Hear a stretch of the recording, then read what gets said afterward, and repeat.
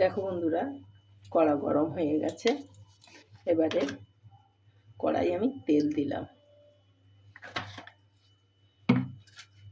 গতদিন তোমাদের দেখাচ্ছিলাম আমলেট মাছ এনেছে, সেই মাছই আজকে রান্না করব। সেই মাছে হলুদ লবণ মাখিয়ে নিয়েছি। মাখিয়ে নিয়ে এখন আমি ভাজবো।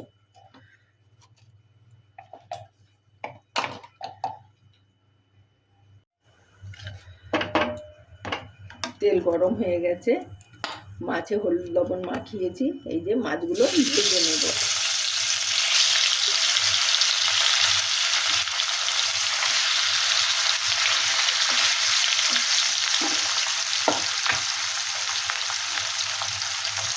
মাছটা ভালো করে উলট পালট করে আমি ভেজে নেব। দেখো মাছ ভাজা হয়ে গেছে, এবার এগুলো তুলে নিলাম। এইবারে আমি এই লঙ্কা দিলাম, একটু জিরে দিলাম, গোটা জিরে, পেঁয়াজ দিলাম, আর শুধু বেগুন দিয়ে করে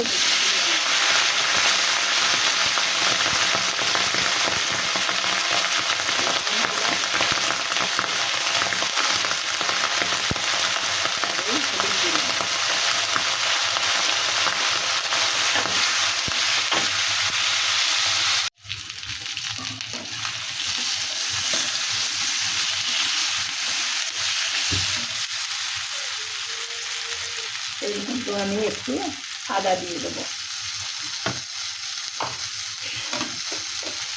তারপরে দেবো একটু ধনে, এই জিরে,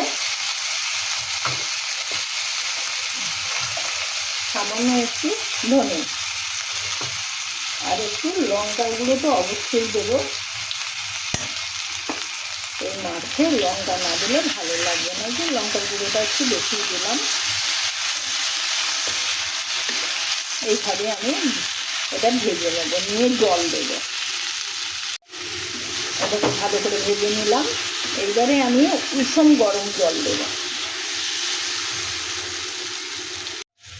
এরকম জল দিয়ে দিয়েছি, উষম গরম জল একটু ফুটে উঠলেই মাছগুলো দিয়ে দেবো।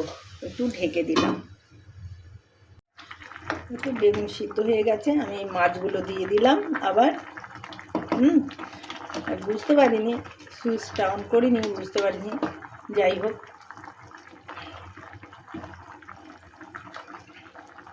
এবারে এটা আর একটু ঝোলটা কমলে নামিয়ে নেবো। মাছগুলোও সিদ্ধ হওয়ার ব্যাপার আছে, মাছ সিদ্ধ হোক। এই যে বেগুন দিয়ে মাছের ঝোল হয়ে গেছে। আগে বন্ধুদের বেগুন দিয়ে মাছের ঝোল করে দেখিয়েছি, সেটা অন্য রকমভাবে করেছি, এটা অন্য রকমভাবে করলাম, একটু অন্যভাবে। যাই হোক, মাছের ঝোল আমার হয়ে গেছে, আমি নামিয়ে নিলাম, গ্যাস অফ করে দিলাম। দেখো বন্ধুরা, বেগুন দিয়ে মাছের ঝোল কমপ্লিট হয়ে গেছে। এই মাছটা খেতে দারুণ লাগে। হ্যাঁ, তোমাদের যদি এই রেসিপিটা পছন্দ হয় তাহলে একবার লাইক কমেন্ট করে দিও। টাটা বন্ধুরা, তোমরা সবাই ভালো থেকো, সুস্থ থেকো।